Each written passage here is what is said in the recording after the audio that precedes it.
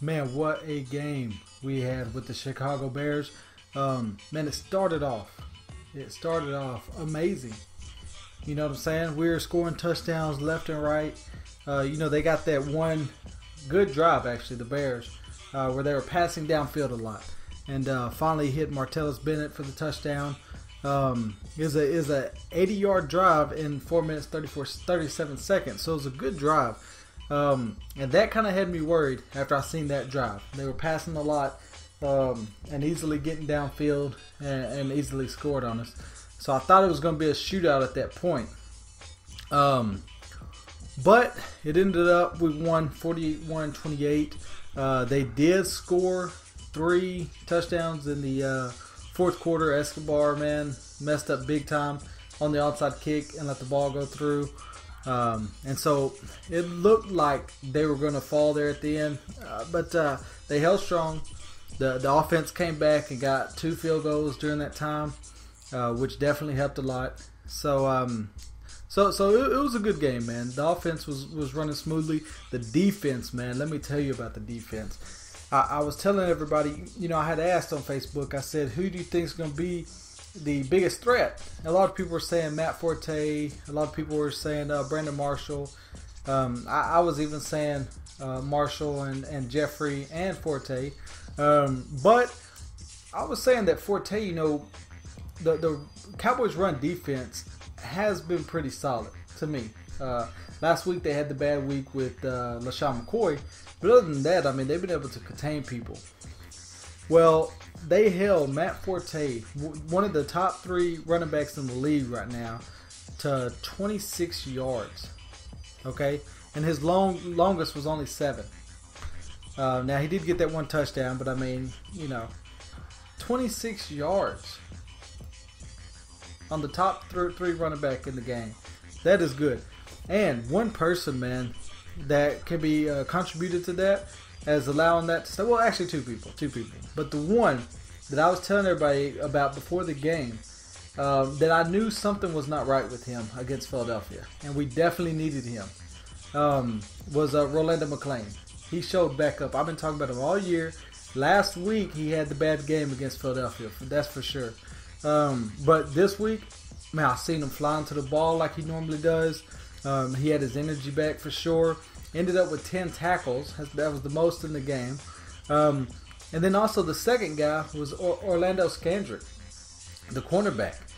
This guy was coming in on some blitzes, just coming in on some runs that were on the outside and stopping Forte. You know what I'm saying? That he did amazing. He ended up with 9 tackles. And then also there, a lot of people were talking about at the end of the game when he was, went to the sideline after they scored that last touchdown and was pissed that the defense had let them score so easily on them there at the end. And he came back and got the game-winning interception in the end zone, which they were down, I believe, by 10 at that point. And then, it would have been a lot closer game than what it could have been if they would have scored that. And it wasn't necessarily a bad pass. It could have been a better pass, but it wasn't necessarily a bad pass. It was just a good play on him turning back around, locating the ball, and then jumping up and getting it. So that was a great play by him. In the running game, man, they ran the mess out of DeMarco Murray. They ran him to death. 32 yards, 32 carries, 179 yards, a touchdown. He had that longest run of 40. So, man, he did amazing. And a lot of that, again, gets credited to the offense, the offensive line. They did really good at blocking this Bears defense. And even on one play, now this one play was pretty much all Randall. They gave him the little hole, but he went through. He got 17 yards for a touchdown. And but that was pretty much Randall doing all that. DeMarco Murray's not the fastest runner in the game, that's for sure. But his running style is different. Just the way he kind of like runs like a little sideways, and he gets these nice, good cutbacks. He's a one cutback guy, but the thing is he could do one cut maybe 2 or 3 times in one big play. You know what I'm saying? That's how he got that 40-yard run. And his cuts are just a little awkward. They're not like a regular, juking style cut like Adrian Peterson or somebody like that. So I'm just maybe thinking that they don't expect him to be able to cut like that and make the moves. But man, he had a hell of a game. He's on track again to at least break 2,000, which that would be amazing if he broke 2,000 yards.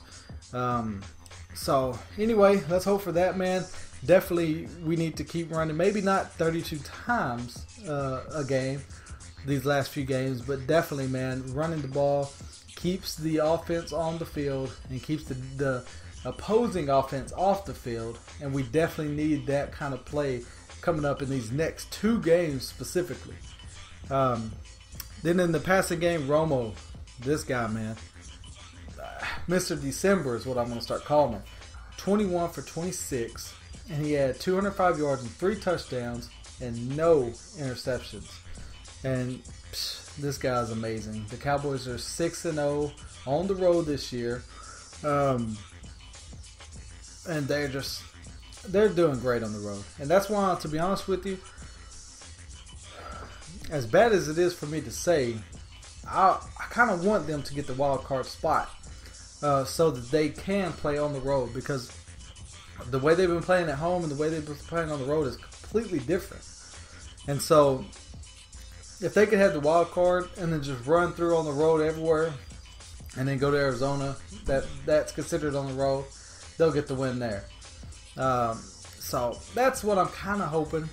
We definitely always want to get the division win if you can, but man, I don't know. That's a tough one. In the passing game, Des Bryant did his thing for sure.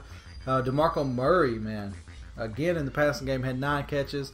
Cole Beasley broke off this game, had a nice game, 2 touchdowns, and both his touchdowns were touchdowns that you could tell he wanted. He fought for them touchdowns, so that was amazing. Dan Bailey, man, Mr. Clutch, he was 2 for 2 field goals and 5 for 5 extra points.